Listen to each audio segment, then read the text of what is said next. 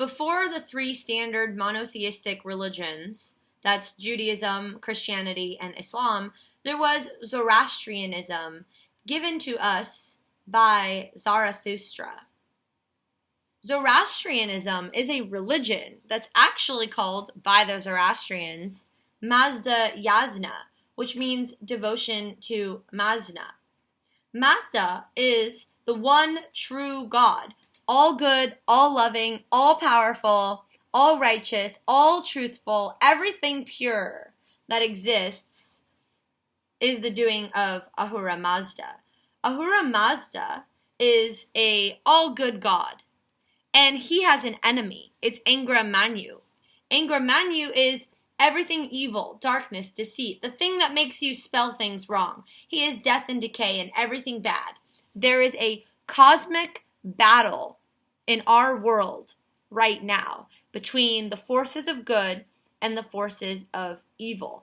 And when this guy is 30 years old, when Zarathustra or Zoroaster is 30 years old, he learns about this because when he's 30, he's a priest, and when he's by himself one day, a supernatural being comes in and reveals to him that there is a one true God and that you can fight on his side against evil if you have good thoughts, good words, and good deeds. Asha is the path to righteousness. Human beings, is what Zoroaster is told and then teaches us, are able to fight evil and be on the side of Ahura Mazda with good words, good thoughts, and good deeds. Human beings, he is told, were given free choice so that they could help Ahura Mazda once and for all kick out all of the evil in the universe. If you do good deeds, have good thoughts, use good words, then when you die, when your soul is separated from your body, you go to heaven, eternal good stuff with Ahura Mazda. But if you have bad deeds, etc., you go to hell, eternal suffering. So what's that middle path? Because didn't I put a little line there? Yeah, if you are neither good nor bad, your soul just floats without experiencing the agony or the bliss. Also, human bodies, once they're dead, are cremated. Nobody touches a dead body because that would be giving power and connecting with Angra Mainyu, who is responsible for the death and the disease and the decay and the corpse, etc. Also, the beautiful earth does not want to be polluted with deadness. So, you don't put a dead body in the ground. Instead, you want it to basically disappear.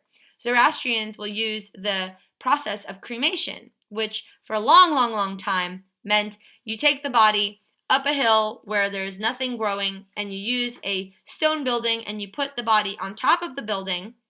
Vultures and other prey animals will eat the dead body's flesh, and then eventually the sun and the power and the heat will disintegrate to ashes, to dust, to nothing, so you're never polluting the earth with that dead corpse. In the Avesta, which is the holy book of Zoroastrians, you learn about Ahura Mazda, the one true God, and about judgment, which is coming at your death.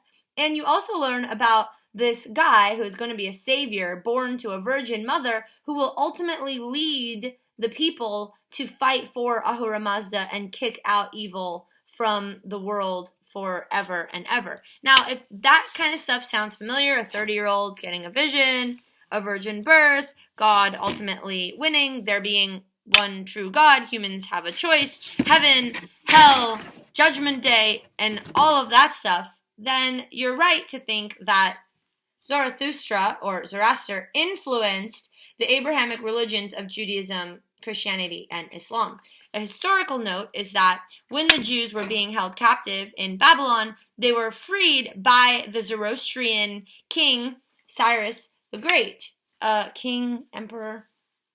When Cyrus the Great was ruling and founded his own empire, he allowed religious tolerance. So just because he conquered the people does not mean he would then impose his religion on them or murder them if they didn't convert. Instead, he would let them pray to their God however they wanted.